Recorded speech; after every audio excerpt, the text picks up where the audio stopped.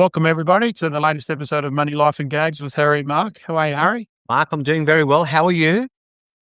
Not too bad, mate. You must be well rested after a nice break. Yes, it was a nice break. I'm back to, I think it's winter Melbourne. Back to reality. I've got the heater on, mate. It's a bit different from Florence and from the lovely Greek beaches. But anyway, you keep moving on. Yeah, but that's true. Well, they go fast, don't they? Like, I'm sure it's a holiday we're running past. Holidays do, and I'm in the past, but looking forward to next year's one. But I've picked a topic today so we can discuss, and I think we touched back on it in April, and I reckon I got my timing right then, because I mentioned to you then that I thought the stock market was a bit too high and equities were performing in such a way that didn't make sense, and I sort of like went short on the market, and like I timed it like perfectly. And that was more of a fluke more than anything else. But I'm sort of like getting the same feeling again. I'm not too sure how you feel about the matter. I wouldn't disagree with you. It does feel toppy. I always look for irrationality, and you're starting to see some irrationality come, a little bit of good news, and it's outperforming what it should do. Having said that, I did see GYG got caned last week, and not as fast growth as they were having before, so a bit of slowdown, and so they got caned. So the market is ready to punish. And so if there was a number of companies through this reporting season that displayed those types of profiles, that she could topple over for a bit and have some value come back to it. Yeah, sure. Specifically, when we spoke in April, I spoke about the S&P 500 and the NASDAQ. If you remember, I think I pinpointed when the S&P 500 was at 6,100, and it quickly went down something like 20% in a matter of, I think, 3 or 4 weeks. And that was on the back of the tariff stuff, though, wasn't it? Yeah, it was back on the tariff stuff, and there was a lot of uncertainty, and it got down below 4,900. Well, guess what? From 4,900, not only haven't we surpassed the 6,100 mark, it's nearly 6,500 points as we speak. So I'm just wondering whether, I should pull the trigger and go short again. Obviously, it's very dangerous going short. And for those who don't understand what short means, you're basically gambling, if I can call it that you're believing that the market is going to go backwards. So you take a position that the market's going to be in reverse. I'm about to pull the trigger, Mark. Right, okay.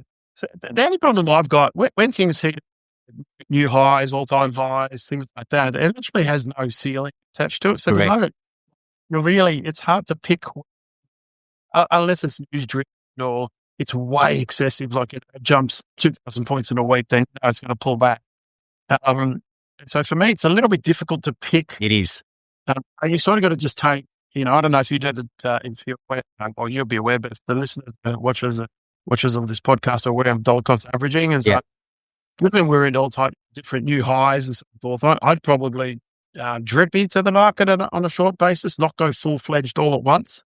And so if you've got, I'm just using simple numbers, but if you've got $100, I would do maybe $33 now, see in a week's time where it's positioned, and another $33, and then keep that last maybe average it down. Because it can definitely go higher, yeah. There's no question about that. Yes, if it does go higher, then you're not totally exposed.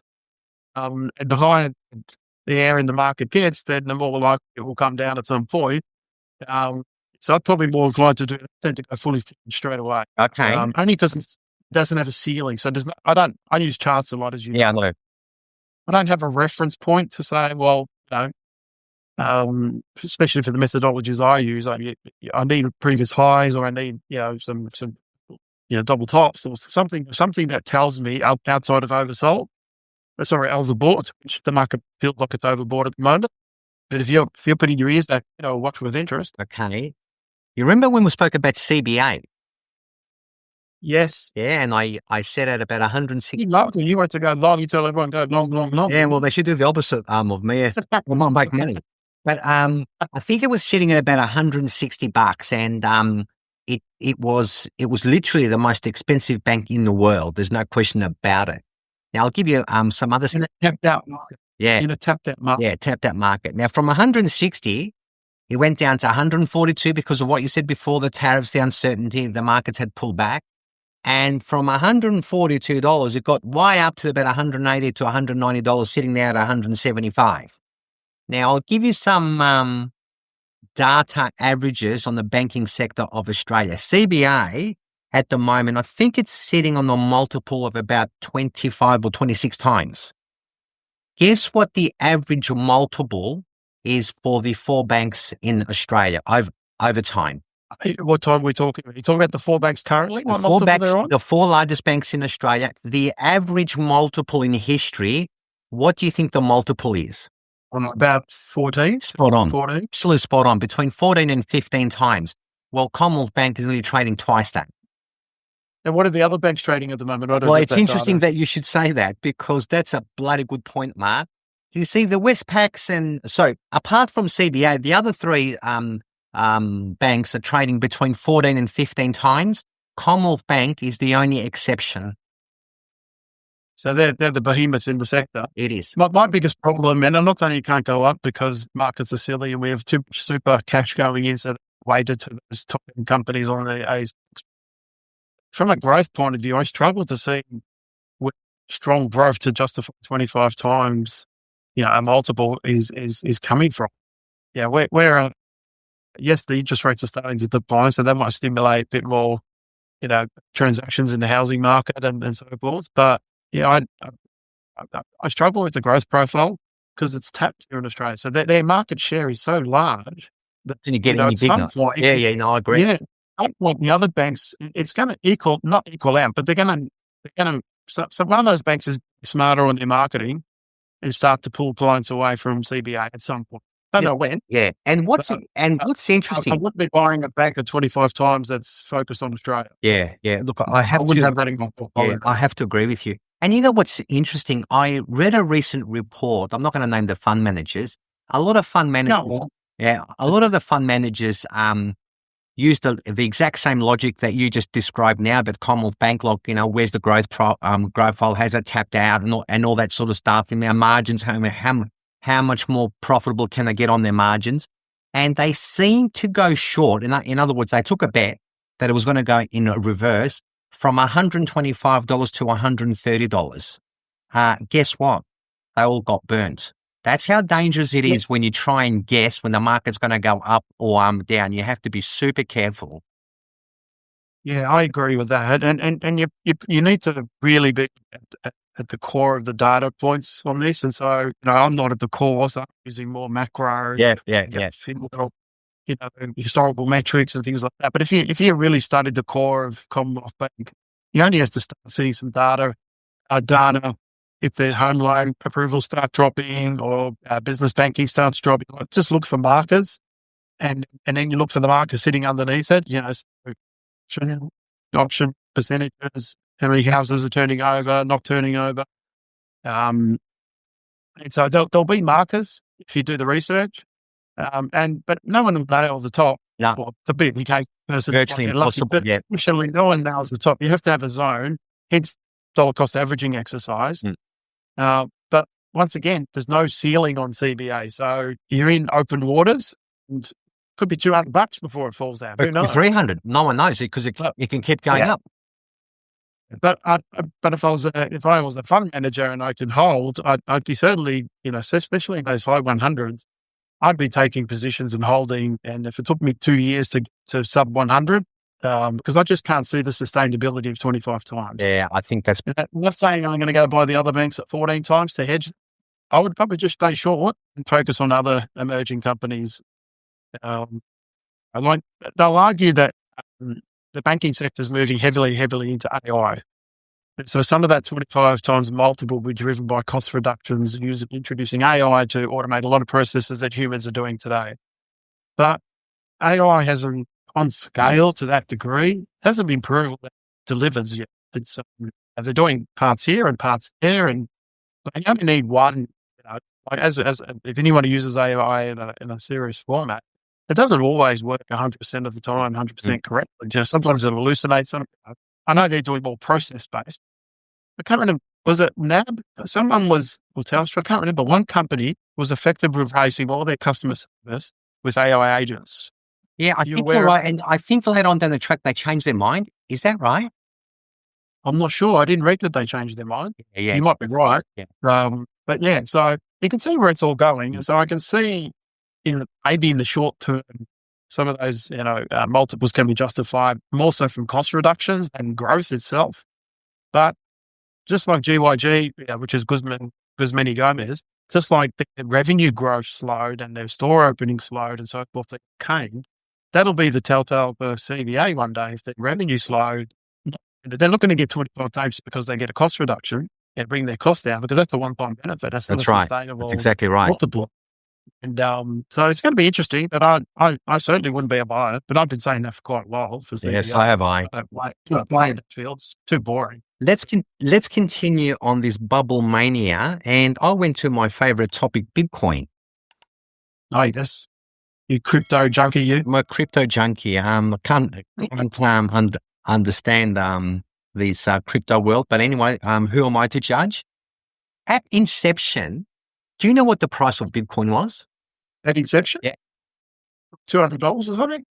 Can I just let you know? I think it was in 2008, 2009. Don't quote me. The price of Bitcoin since inception was at 0.00099. It's like those other coins I used to pay. Yeah. And how's this for a bubble? Since inception, I took yesterday's closing price. Since its inception, it's grown 626%. Is that all? Yeah. How much of that did you catch, Aaron? Zero. Zero. I'm the one that was basically saying whoever puts their money in Bitcoin needs to get shot. Boy, was I wrong. I mean, you've had a lot of factors with Bitcoin too, which I still disagree with, but you've had the US administration back it.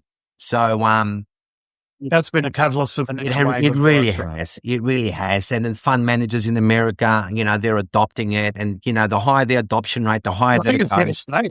Yeah. So it's not going anywhere. And if I don't know if you follow any of the other coins. I don't. But some of the others, they're doing some ridiculous amounts of transactional revenue on their platforms, like Hype and Solana and all these other coins. You're talking specifically about the blockchain technology now. Well, these are the coins that are leveraged off the blockchain. Yeah. So yes, a lot of transactions are use those coins of directions. One thing I haven't checked lately, we talked about the stable coins quite a while ago. I haven't checked out whether we would have made money on those. But it's here to stay, much as you rebel against it. Yeah, I was completely wrong about that kid that remember that kid you spoke about and you made him sell it? Yeah. I reckon that kid should come back and bop me one over the head. But anyway, that's just another story. He did okay. He bought a Bunnings store, so there's no issue about that. We've certainly got the habit of an issue with it. Yeah, exactly. I just want to turn over to the housing market as well, Mark. So we've gone from equities, which I think they're in the bubble, but I picked 3 cities that are correlated to Australia. And here's some interesting data points. So I picked Auckland, obviously New Zealand. Okay. I picked Toronto in Canada, and also picked Sydney in Australia. Now, so the data points are from 2021 to 2025. Auckland, 2021, in their currency, New Zealand dollars, you could buy the average home in Auckland in 2021 for 1.3 million New Zealand dollars. In 2021. In Auckland, sorry. Yeah. In 2025, it's gone back 22%, and the average price now is 990,000 New Zealand dollars. That's Auckland. Really? Yeah. Gone backwards? Yeah, 22%. In some cases, in some cities in... And when you say Auckland, are we talking like in the city Auckland, like with apartments and stuff? I got the information, Mark, from AI, so I assumed the whole Auckland of the city. Some cities like Wellington have gone back even more, like 30%. Then we move over to Toronto in Canada. 2021, it was $1 million. 2025, it's 1.1 million. So it's gone up in 5 years, about 10%. Now, here's not much. Not much. Here's the kicker. Sydney, 2021, 855,000. 2025, 1.4 million, up 68%. I would have guessed higher actually. If you asked me to guess, I was going to say maybe 1.8, 1.9. Yeah, because our properties have gone off the charts here. Off the charts. And what I found between the three cities, obviously, the main reason that the price increases in Australia, specifically in Sydney's case, has been migration. So there's been some policy changes in Auckland and also, in New Zealand and also in Canada in terms of their migration policies. Whereas in Australia, the doors are still open and there's like hundreds of thousands of people coming in, which is obviously propping up our property market. And is it migration plus overseas investors? Mainly migration? It's mainly migration, Mark, and obviously because of the limited supply, it's a demand supply issue again. But Sydney has just gone off the charts. It's just gone bubble mania plus, and they're saying if you think it's high now, just watch what's going to happen in the next 12 to 24 months as interest rates are actually decreasing, as you are aware. So I did some interesting facts on Sydney. Guess what? Yep. Guess what income you need in Sydney to buy the average house in Sydney? Is that a single or joint income you're referring to? I think they were talking about a single person. Oh, you're going to need 200 grand? Try $290,000, assuming you have a 20% deposit. Yeah, so that'd be joint. It'd be two people, couple of some sort, because not many people. It's hard to get $290,000 jobs. It is. Two people getting 150 is doable, subject to what your profession is. That's a very small minority, mother. That will be a minority. That's tough. That's my first home buyers. How the hell are they getting? I think they're starting to admit now they are never going to get in. Well, there's the new program that's been accelerated where they only have to put 5%. The government puts the 20, the other 15, no mortgage insurance. So they're trying to help a little bit, but we've spoken about this topic before. They need to create new communities. They have infrastructure and stuff, which creates a whole lot of commerce in the economy to provide housing for people. Do it in a safe environment, though. The whole areas there is a lot of crime and all that sort of stuff. It needs to be done properly. But Mark, this new policy that the Australian government has introduced to help first home buyers to get into the market by providing such an incentive, which I think is good. I think it's great. But as soon as it's introduced, guess what happens to house prices? They go up. They go up. So it's actually a meaningless government incentive. It's actually meaningless. Well, it is. It's semi-meaningless, right? So you can, with all these other taxes they've put to people who have second properties and third properties. Yeah, vacancy taxes and land taxes. So that's no doubt that's a tactic to get revenue or create liquidity in the market. Yep. So that'll counteract it a little bit. Now they're even talking about, you heard the latest stripper thing. This is more Victorian than national. Is this the third bedroom bullshit? No, this is, I don't know the third bedroom one, but this is, the Victorian government's trying to pass a work from home policy where people can work from home. And then they want to slug your land tax because you're working from home. Oh, it gets worse, Mark. You probably haven't heard. Now, someone that actually had told me, so I may need to be corrected. So if you're currently living in your principal place of residence and you have a 3-bedroom home and you only utilize 2 bedrooms, they're trying to devise a way to slug you with a tax because your 3rd bedroom is unused. Well, you obviously haven't heard that. And I think no, that one I so we're going to get ourselves, especially in Victoria, because the state is loaded up with so much debt. You're going to hear of so many taxes, or they're going to try to introduce them. I think the next big tax that's coming into Australia is inheritance taxes. And that's definitely going to come in. And I think we're not too far away because at the moment, if your principal place of residence, if you sell it, there's no capital gains tax whatsoever. They're trying to find out ways that if you bought a property and there's been a substantial property price increase, they're looking at ways how they can slug you as well. So we're getting into a territory now where everything is just up in the air. They're going to try and tax you from left, right, and centre. Yeah, we got to move, mate. No. I keep saying it to my wife. It's just the most the tax regime we live in. Like, it's a great country to live in. It is. It is. And the state's good, but the disincentive to achieve anything in life here is just horrible. Like, tax after tax after tax. Like, I was reading the other day about the rental market and the landlord market, and the amount of new taxes and regulations pushed through to move laws across more friendly to the tenant. Yep. To the extreme.